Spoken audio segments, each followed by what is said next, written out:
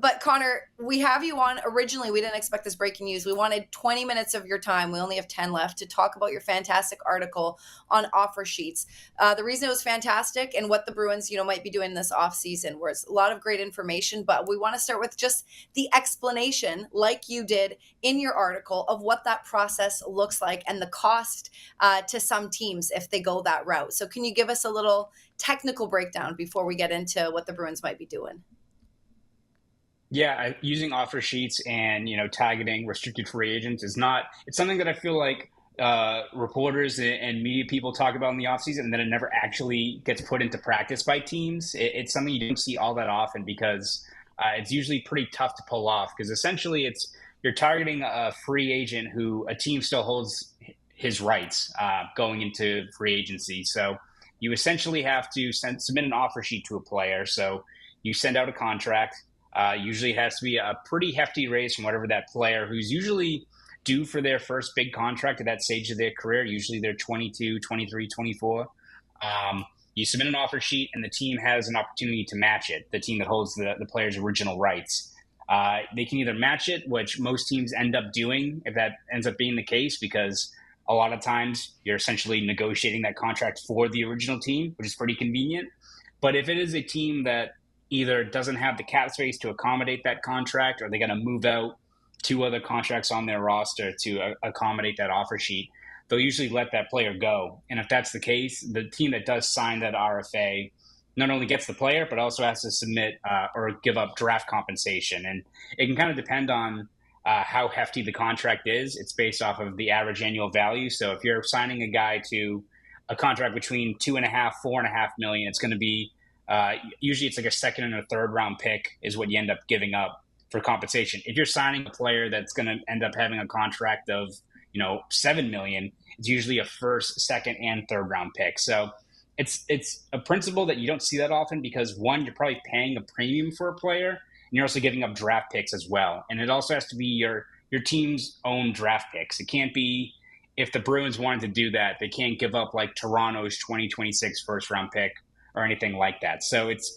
a practice you don't see that often, but I think you look at what the St. Louis Blues did this past year, where they targeted a team, the Edmonton Oilers, who didn't have a lot of cap space. They got a lot of it tied up to two really good forwards up front, so it made a lot of sense. And the Blues signed two kind of unproven guys in Dylan Holloway and Philip Broberg, thinking that, hey, they didn't get a lot of run in Edmonton, but we're going to sign them for affordable deals, give up what was essentially a second and a third round pick, and put Edmonton in a tough spot where they can't match our contract offers, and bring these guys aboard. What happens? Philip Broberg, who is kind of a spare defenseman with the Oilers, ends up being a top four defenseman this past year for St. Louis. And then Dylan Holloway, who I think had 6 goals this past year with Edmonton, ends up having almost 60 points. So I think when you look at offer sheets, it's a bit of a gamble, but if you're able to identify, especially those younger players that are due to break out, especially, it's a really smart way for a team to add what could be a high value player for what could end up being a pretty good value if it is someone who is just not broken out yet with their original team. Yeah, the risk versus reward, that's always a fun game to play. Back to the strong arming that I'm hoping could potentially possibly happen. Are there any candidates that come to frame of mind for you? Because JJ Peterka, unhappy with the Buffalo Sabres, has the German background as well, could play for a German head coach. I feel like there's ties there, not to mention is that Jokiharju, his former teammate as well, assisted him on a number of goals throughout his season. So there's connections here that I think could help amplify the results. But are there candidates that jump out to you? And don't tease me with Matthew Nyes, because it's never going to happen and it breaks my heart.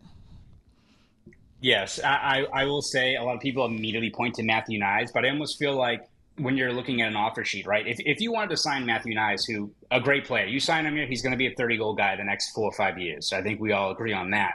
But to do that, you're probably offering an insane contract that Toronto probably is still going to match. Toronto has a bunch of cap space, especially if they let Mitch Marner and or John Tavares go. So you have that issue. And also, if you wanted to sign him, are you signing Matthew Nyes to a $9 million contract? That means you're also giving up 2 firsts, a second, and a third round pick to get him?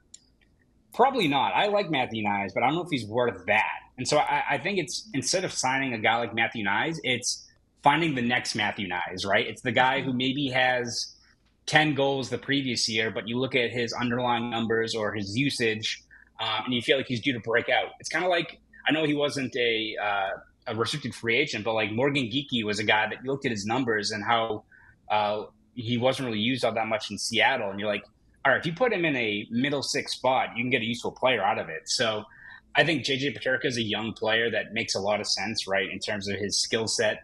He's got the German ties with his Marco Sturm, so that could be pretty appealing. But I also look at players like Will Cooley with the New York Rangers. They're a team that has somehow freed themselves from all this cap jail that they were in by moving like Trouba's contract, Barclay Goudreau's. Now they're right back in cap jail because they took on JT Miller's contract. So don't really know what New York is doing, but they could be a team that if you give someone like Will Cooley a pretty good offer sheet, they may not be able to match. And he's a guy that had 300 hits this past year, had 20 goals, only 2 of them on the power play. Like, that's the type of player that his floor is maybe a line driving third line regular for the next 5 years, but maybe he's the next Nyes where he could be a 30 goal guy down the road. Like, I think it's all about finding players like that. There's Luke Evangelista for the Nashville Predators, who had 10 goals this past year on a pretty bad Nashville team. Like, nothing too crazy, but you look at his numbers and he puts the puck on net. He's averaged, I think he's one of the best players in terms of shots on goal per game. He's a guy that you look at him, if he can be a middle six player that ends up being a 20 goal regular, and you can offer sheet him for $3.5 million, maybe that has more value than signing like Brock Besser to an $8.5 million contract, right? If he ends up being a 20 goal guy. So it's easy to, I think, immediately look at the Bruins cap space and look at, Mitch Marner, Brock Besser, Nikolai Ehlers, and those are the flashy names, and they would help for sure. But I think if you're especially trying to, plug multiple spots in this lineup, using that offer sheet to bring in someone like a Cooley, Evangelista, can at least give you someone in the middle six that can help you right away, and most importantly, I think can really build and grow with your team for the next couple of years moving forward. Love that. That was kind of where I was going to go with my last question. We only have a couple of minutes left, Conor, and then you got to go. So I will wrap with a quick one. But just if you don't mind furthering that thought just a little bit, because your article does explain it, why go the offer sheet route? Is it essentially just to not overpay, to not just look? We talked about the Nyes thing, could be an overpay situation. Don't think Don Sweeney would ever do that. If I know anything about the Leafs, they will overpay people. So that's happening for sure. You can put my money on that. But is it essentially because of where they are in terms of this like retooling process? It's, maybe getting kind of the sneaky middle line guys that they can develop themselves that may not turn the season around immediately, but kind of turn into a Morgan Geekie. And sorry, last quick one. Don't know if you can answer this, but how long does a team have to match the offer? Is it like as long as they want kind of thing, or a 24-hour process when that happens? I believe it's, I want to say it's about a week, so they have a little bit of time. So I think there's a lot of teams that probably get the offer sheet and they then open up their version of cap friendly and like, all right, what contracts are we going to move here to Right. make something happen? So they do have some wiggle room there to see what they can do. So again, you have to be smart in terms of, finding the right type of team that really doesn't have a lot of cap space. You look at like when the Montreal Canadiens offer sheeted Sebastian Aho, Carolina immediately matched it and they were like, thanks for doing our contract negotiations for us. Yes, we wanted to keep Sebastian Aho. You made it a lot easier for us. So the same thing with Matthew Nyes. If the Bruins were to give a huge contract to him, I'm sure Toronto would be like, oh, thanks. Like, we didn't have to even go through the whole process. We didn't have to go to arbitration or anything like that. So I think, especially when you look at offer sheets, it's not the end-all, be-all, and it's still something that is not widely used. But I think when you look at just how talent efficient, especially the Bruins rosters, especially up front, I do think if you're able to sign, a guy like Cooley or Evangelista or Peterka, it gives you a guy that, is a younger player that can grow with your team. But also, even if you're kind of paying up front for potential with some of these players, I think you almost have a better chance of, hitting gold with someone like that, as opposed to, again, someone like Brock Besser. And I like Brock Besser as a player, but he's a guy that if you're paying $8.5 million for 25 goals, like, would you rather than roll the dice with Will Cooley, who could be a 25 goal scorer, and you're getting him for $4.5 million, right? I think people look at how much cap space the Bruins have and like, oh, they're going to be able to sign 3 or 4 guys easily. I don't really think that's the case. It's going to dry up pretty quickly, especially if you're going for some of the top names on the market. So I think you have to be selective and find ways to get the most value out of what your cap space is this offseason. And I think Oversheets is the way to go there in terms of maybe adding a forward or 2 that has higher upside. Absolutely. I think we've learned that it doesn't always take a big name to level up a roster, and that's what we love about hockey. It's chemistry, and that plug and play is very important.